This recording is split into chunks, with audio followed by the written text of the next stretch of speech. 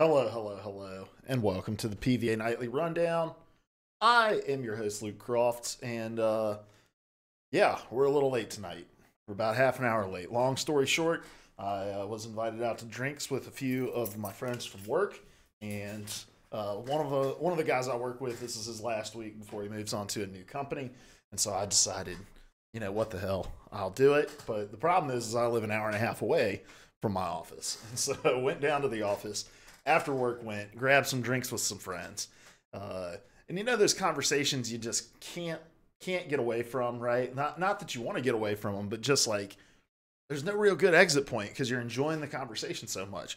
Well, that's what I had tonight, and I just let myself have it. I was like, I'm gonna leave at 7, and I left at 8, an hour late, but had a nice, delicious black bean burger, as it is, and a delicious, what did I have? A delicious saison that was very good as well. Now I'm gonna enjoy this pineapple bubbly and drink it. It's a short news day. I hope. I rolled in and pulled in a couple other stories that I knew I wanted to touch on. So if we missed something today, I apologize for making you look like a freaking idiot at the water cooler tomorrow. However, all that being said, at least if somebody's like, hey man, you can only play as one character in the new Watchdogs game, you'll be able to say, no, you're a freaking idiot, dude. You can play as all the NPCs, but we'll get to that in a bit. This is the PvA Nightly Rundown every weeknight over here on twitch.tv/PvA Radio at 9 p.m. sharp. We're never late, ever. Don't look at your watches. We're early in Central Time. If you don't catch us live, you can find us over on youtube.com/PVA Radio as well. Let me plug my headset up. Guys, I'm just like scrambling a little. I apologize. If you want to keep up with the stories we're going to be covering tonight, you can, well, you can. I also decided a green shirt would be the right thing to wear today. More like heather teal, maybe. I don't know. You guys can't tell me the color because you can see right through me. I'm going to double check today that our video is muted. It is. Our media source is muted. If you heard a little in the background during the last episode for the first like 20 minutes, it's because this video that I play behind me has sound and that I forgot to mute. So, anyway. Yeah, good day, guys. A very good day. I'm not going to make a habit of being late, but if I'm ever going to be late, I'll let you know on Discord. You can !Discord in the chat or check out the link below this video if you're over on YouTube. Join the Discord. When I knew I was going to be late, I let everybody know I was going to be late. But, just going out, getting some drinks with some coworkers, you start talking about life, you start learning about people outside of just like, oh man, this is Kyle. He's really good at strategic planning for clients. Or, oh, this is Amanda. She's great at strategy. And you start learning about people as human beings, right? We're all interactively with people and we know them as human beings and not just as what they're good at in their professions. So I welcome those opportunities. I don't get them nearly enough. I work remotely 4 days a week. And so, yeah, I'm not going to apologize for spending time with my friends. But you guys forgive me. I understand. Hopefully. Bill for real probably doesn't. I don't even know if he's here yet. But anyway, let's get into it, guys, because we're going to play some Apex Legends tonight with Larry. And so I want to be done with the show around 10, let's say 10:15, maybe 10:30. It all depends. All depends on you guys. Who jumps in? All right, let's jump into our releases for the week. Let's jump into some housekeeping real quick. Tomorrow, obviously, episode of PvA Radio live at 9:30. Be there, be square. We talk about the 3 biggest gaming news stories of the week, and then we push them out to you over on all the podcast services. So make sure you come to that. Really slow news week in general. That week before E3 is always a little quiet outside of leaks. and like not a big bunch of releases coming. So it'll be interesting to see what we decide to talk about on the show tomorrow. Our show notes are not locked in yet. And then on Thursday at 9:30, we will be recording a special episode, a special E3 predictions episode of PvA Radio with guests Andrew and Dylan from Popped Off Project Esports. So, which I listened to their podcast on the way home today. They talked about the future of Call of Duty esports, and it's a really great episode. I need to just make them a command in the chat. I talk about them enough because I enjoy those guys a lot. I think that they're smart. They know what they're talking about when it comes to esports, and I think that they deserve your attention as well. So check them out. All right, let's jump into it, guys. I didn't have this pulled over into the show notes, so we're just going to pull up the Kotaku article. With what is releasing today again, week before E3, it's light. We have Shattered, Tale of the Forgotten King coming to PC, Warhammer Chaos Bane coming to PS4, Xbox One, and PC, Time Spinner coming to Xbox One and Switch, From 2 coming to PC and Mac, Persona Q2, new Cinema Labyrinth coming to 3DS, Battletech Urban Warfare, also shout out to Andrew, to Nims41, probably about to jump on that Persona Q2 for the 3DS, dude. He's a freaking Persona nerd. Battletech Urban Warfare coming to PC. Kodadama, The Seven Mysteries of Fujisawa coming to PS4, Switch, and PC. Trover Saves the Universe coming to PC. Effie coming to PS4. The Legend of Heroes Trails of Cold Steel coming out for PS4. Tiny Derby coming out for Switch, Perchang coming out for Switch, Red Siren Space Defense coming for Switch, and then The Incredible Adventures of Super Panda coming for PC. And since it's Tuesday and we don't have an episode that comes out on Wednesdays, here's what you can expect coming out tomorrow. As Divine Dios coming out on Xbox One and PC. That sounds Latin. Just Sleep, Meditate, Focus, Relax. That's what I'm talking about, dude. That's what I'm talking. That's the kind of game I can get down in. Maybe buy the DLC for it even, you know? Coming out on PC. Cardlings coming out for PC and Mac, and then Voidrum coming out for PC. So those are the games that are releasing this week. Let's look up Just Sleep, Meditate, Focus, Relax. I guarantee you if we go here, spoilers on my stories. May put me to sleep, guys. I've been like struggling a little. It took me like 3 hours to get going at work this morning. So normally the way my workflow goes, right? Like I'm really motivated in the morning. I knock out like a shitload of like strategic work, like high level thinking, right? Like things that take a lot of bandwidth. And then I eat lunch, and then in the afternoon I'm like, all right, guys, I'm pulling data and I'm answering emails. Like those are my responsibilities when I get home. Also, guys, been watching a shitload of just like strategy videos for League of Legends. So my entire suggested video section pretty much is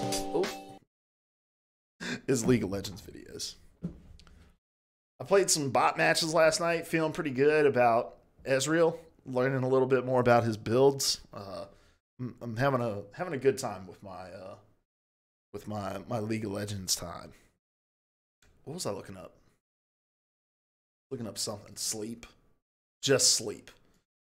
Which sounds like the best version of Just Dance. Just Sleep game. This is another one that, like, the title of the game cannot really dominate in SEO because Just Sleep, Meditate, Focus, Relax game. Yeah. You can't win it, man. You can't win the SEO battle. There's too many things that are trying to vie for those words, so we won't watch anything about it. All right, let's jump into the news. I think I'm hitting a wall, honestly, guys. My eyes are real heavy. I feel like time is slowing down just a little bit. This bubbly tastes a little crisper.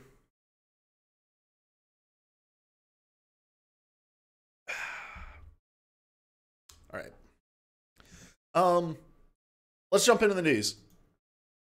First item on the list today, Watchdogs has confirmed... Ubisoft has confirmed Watchdogs Legion is actually a thing. This is from Game Informer, written up by Imran Khan. Over there it says, well, one thing you can say about Ubisoft, they don't mind confirming a leak, whether in response to yesterday's Amazon UK leak or perhaps even as part of it. Ubisoft has confirmed that Watch Dogs Legion is indeed the title of the third Watch Dogs game, and it will be shown at E3. So there's one of those three mystery IPs that right off the table. And again, we haven't been covering E3 leaks. Also, I'm going to fix my green screen here. We haven't been covering E3 leaks because of multiple reasons that I won't rehash. But now that the company has officially confirmed it, we will talk about it a little bit. So one of the big premises of this game is that you're going to be able to play as any NPC in the game, which is like a wild concept to me. And I'm not exactly positive how that is going to function narratively, right? I don't think Watch Dogs 1 had a very compelling story. I thought the lead character was a little garbo. He was just angry and vengeful and a little one note. But the world's always been interesting, right? So it's all about the expansion of Big Brother and technology taking over, predictive crime prevention, stuff like that. So the backdrop's always been interesting. And then Watch Dogs. And so for them to, again, I'm not positive how this is going to work. I'm sure there's going to be a main character. And I'm sure there's going to be a mechanic that explains why you're able to take over any NPC in the world. So there's always been a little bit of like a narrative thread throughout Watch Dogs that you can... What? Roy speedruns with the 2 months.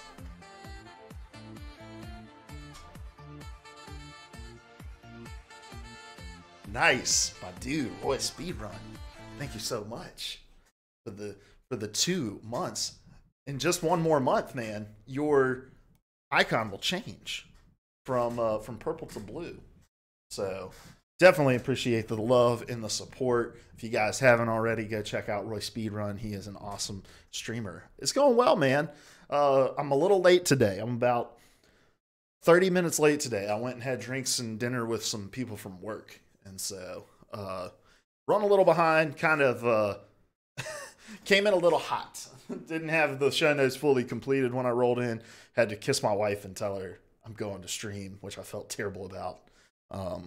But we're good, man. How are you doing, my friend? Also talking about Ubisoft's confirmation of Watchdog Legion and this just like kind of weird premise behind it, right? Like playing as any NPC. I'm just afraid that so a big thing in Watch Dogs has always been like if you scan over people, it'll like tell you things about them because you've hacked into this network where you have all this Big Brother information about all the people that are around you. And so you can like scan this person and be like, oh man, this person is like $250,000 in debt, or, oh, this person has 3 estranged children. And so there's always been like little elements of background that they've tried to toss in. And the first game tried and failed to do some interesting things with that. And I think it was a lot to do with like, oh man, look at all these people like that you screw over, or, like it's a big open sandbox world. Like these are real people with real stories. Watch Dogs 2 continued that, and I don't think really built on it in any kind of meaningful way, but it seems like Watch Dogs Legion is taking this huge leap forward to say like, not only is there a little bit of backstory, but these are all playable characters.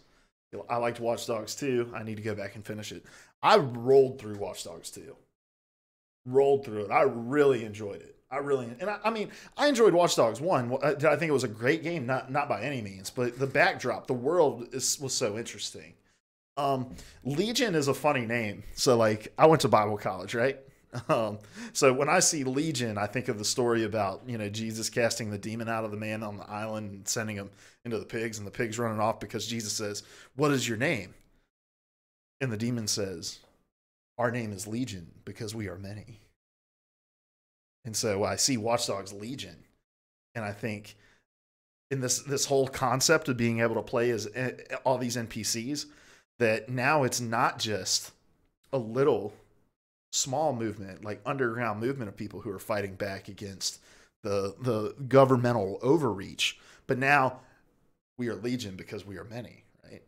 Like the message is spreading to all these people, and maybe it's about like you can ping your underground propaganda to people, and it like wins them over, and they come to your side, and now boom, they're fighting for the good cause.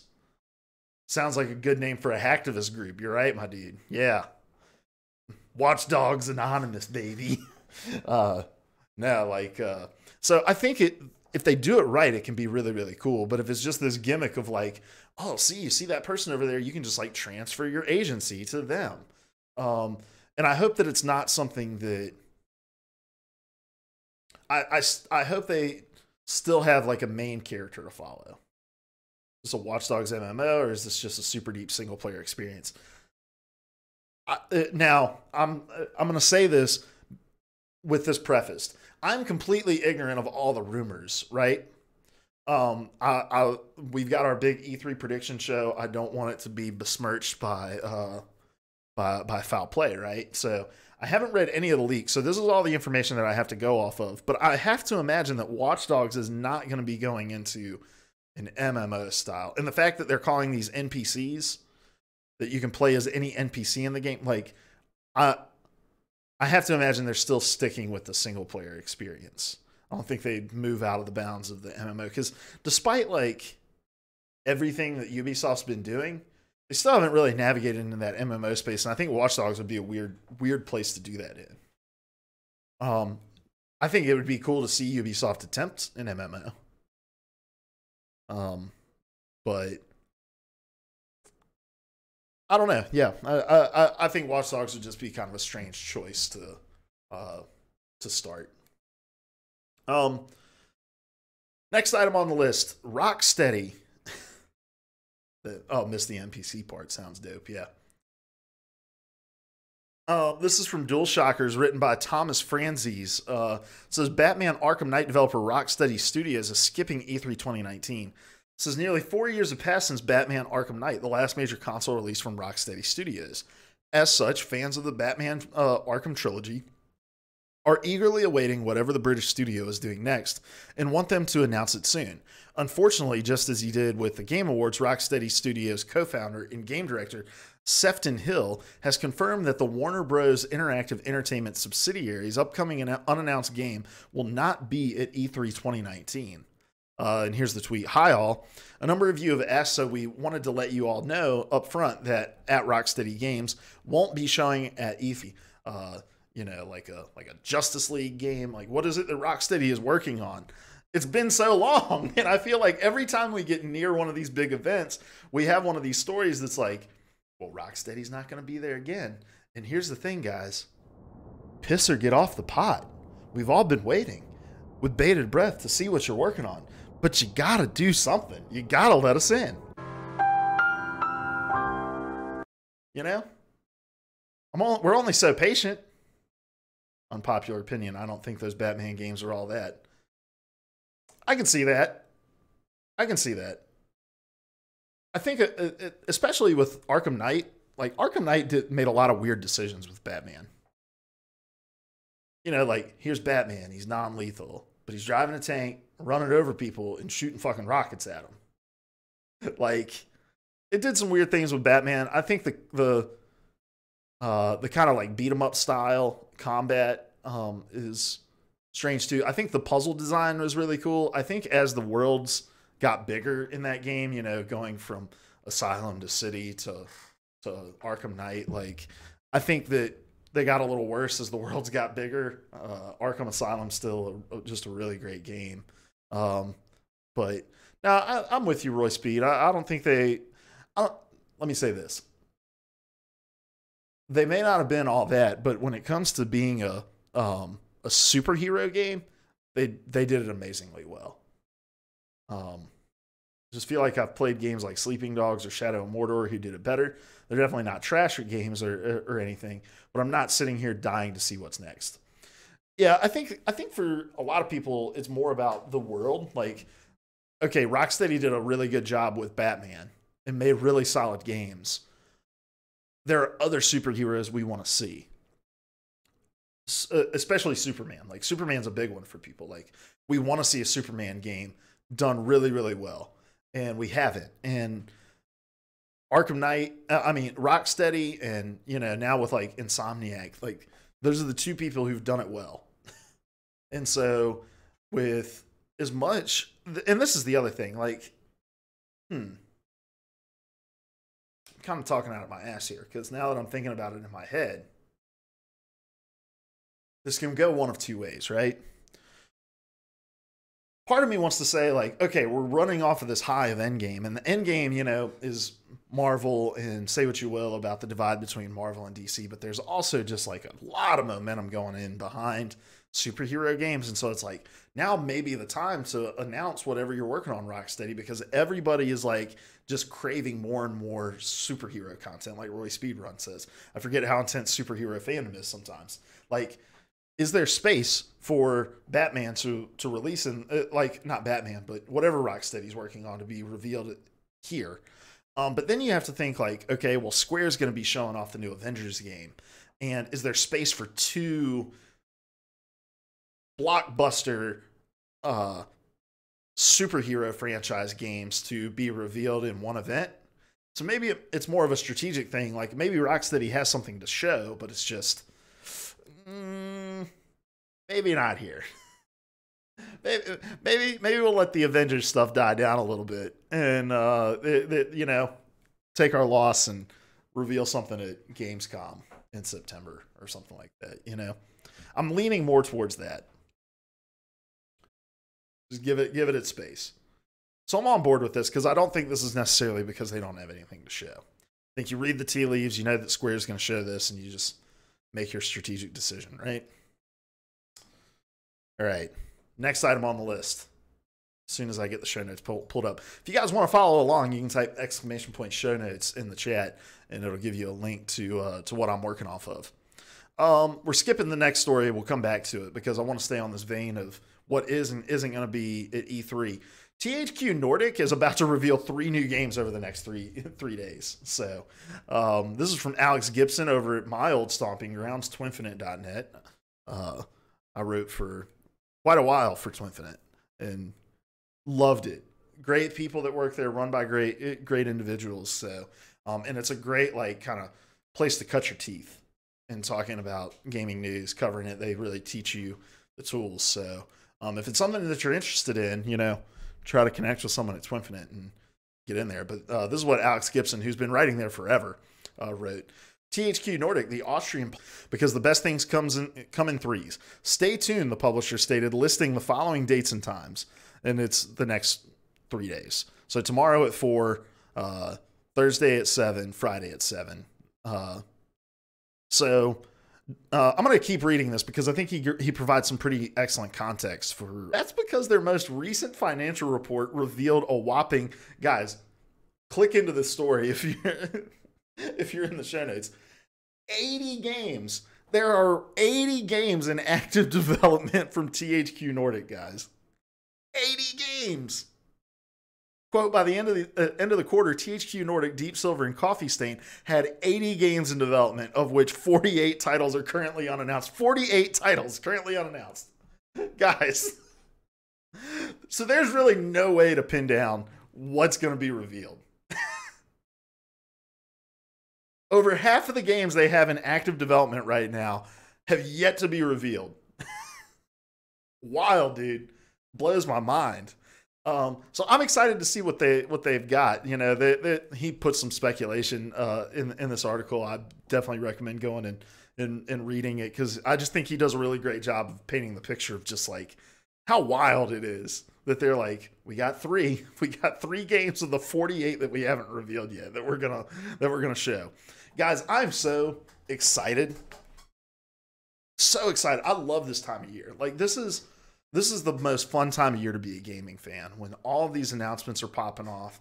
And now that studios have and publishers have figured out it doesn't make sense for us all to just stomp all over each other in 48 hours. And you've got companies like THQ Nordic who are like, we have something to say, but we don't want to get lost in the mix. So let's go out here and reveal, like 2% of the games that we have in active development that have yet to be announced. Like, I think we sometimes get bogged down in the internet conversation around games because it's so divided in fandoms, and it's just an exhausting place to be at times online, especially when you're like as ingrained in it across social media as I am.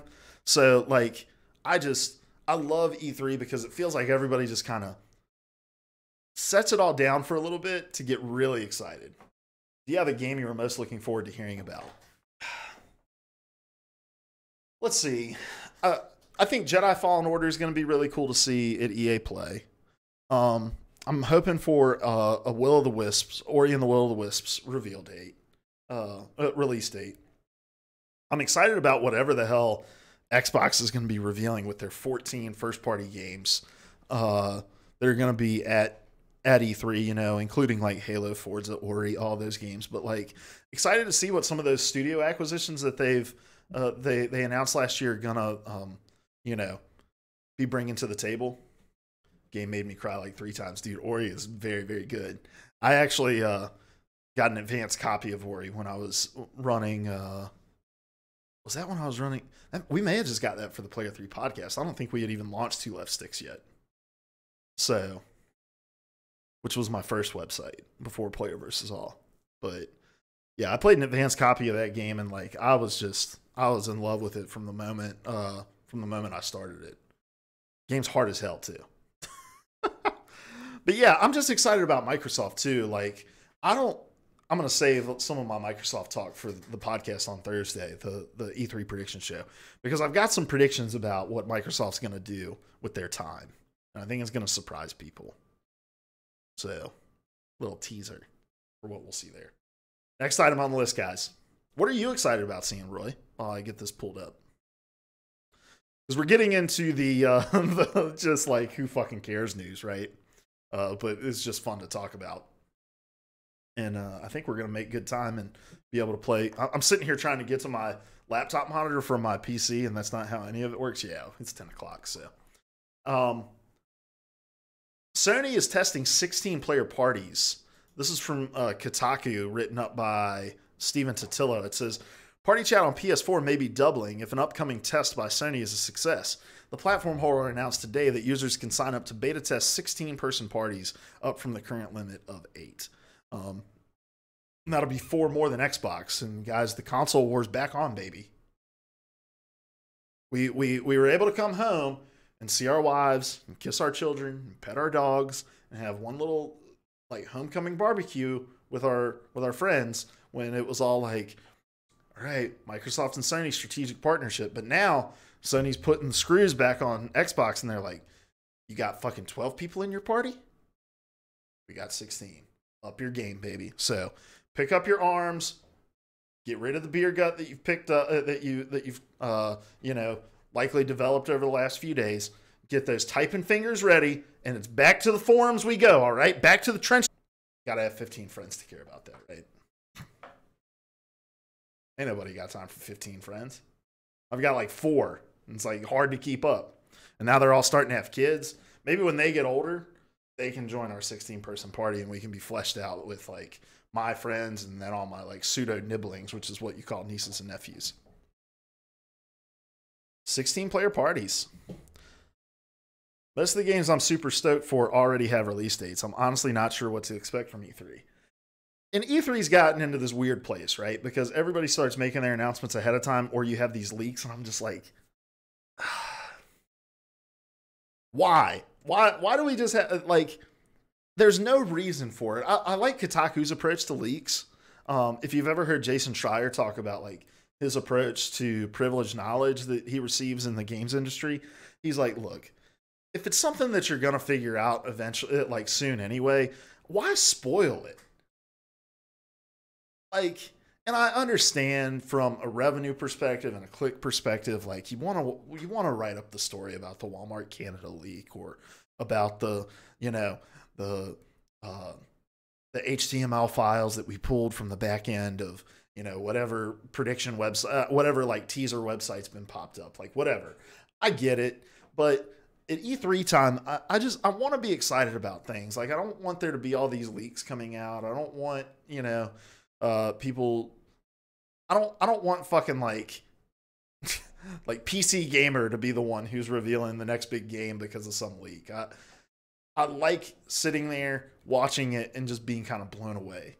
Like, I think back to the PlayStation experience, PSX a few years ago when they showed The Last of Us Part 2, one of the 75 trailers that we've seen, and just being like blown away because I hadn't seen anything about it. Like, I wasn't spoiled on it. But I also understand from a company perspective saying, let's not like all step on each other. Let's make our announcements ahead of it and then show more. Next item on the list. All 42 games for the Sega Mega Drive Mini have been revealed. I'm not going to read all these games for you. This is over on Nintendo Life, which is loading very, very well. Here we go. Written up by Liam Doolin. You'll notice that there is just a smorgasbord of games here, but there's only one that matters, and that's Toe Jam and Earl's a good game. But no, Dr. Robotnik's Mean Bean Machine, baby. This is... Why take me to Toe Jam and Earl? Thought I clicked Dr. Robotnik's Mean Bean Machine. Which is like Puyo Puyo Tetris. Like, you're competing against each other. Me and my siblings like played this competitively against each other growing up. Anybody remember Sega Channel? Anybody? Any old farts in the chat? Sonic Pinball, nice. Did anybody remember Sega Channel? Or am I the only like old as shit one here? So for the uninitiated, Sega Channel was awesome. Sega Channel was this... Let me pull up a picture of it, because there's only really one way to appreciate this. And how, like... Nah, fam, I'm 25. Are you 25, Roy?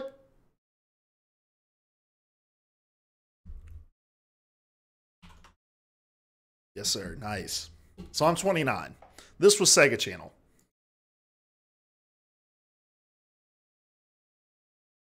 I don't think you can see this. This image is very, very tiny, and I'm not going to zoom in.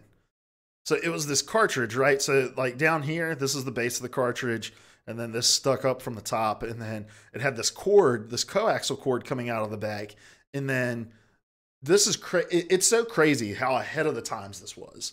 And then you had to plug it up with this AC adapter that came out of the back as well. So you would plug up a coaxial, and through your cable company, you would be able to pay a subscription fee every month, and you would get, in my mind, it was like hundreds of games. I'm sure it was like 5 or 6 games every month.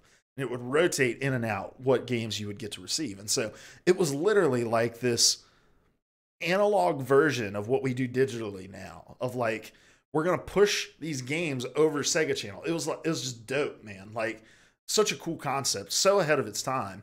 But this is what we were introduced to Mean Bean Machine on, I'm pretty sure. And then we ended up buying it because it got removed.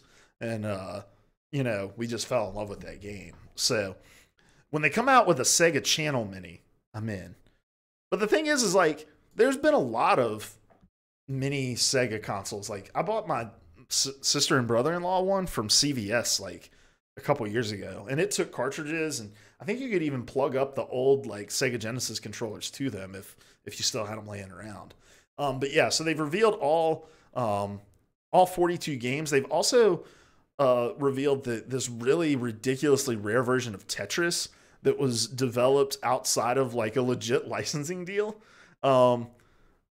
is going to make its way onto this console as well, which is really, I mean, I don't remember what I saw. I've got it linked in here, so let's pull it up.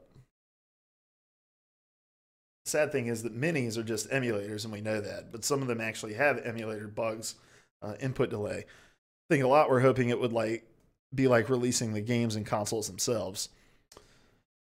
Yeah, well, and I think it's more about the novelty of having like a piece of hardware, right? Like this mini box that looks like an SNES, this mini box that looks like an old school Sega Genesis. But I agree. I think it should have more functionality and be able to function like an old school. Because look, like, especially when you think about SNES and Sega, where it was all cartridge based. Like that physical media still exists. You can still go get it pretty consistently.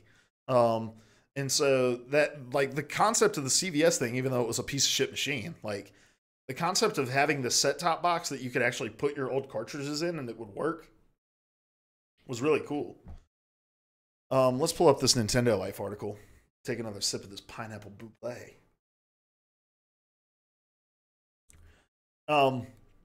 You can read this. This is from Damian McFerrin over on Nintendo Life. I'll switch it over here. But this Tetris game is one of the rarest, and it sold for $1 million. You can buy the original version of this game for $1 million. $1 million.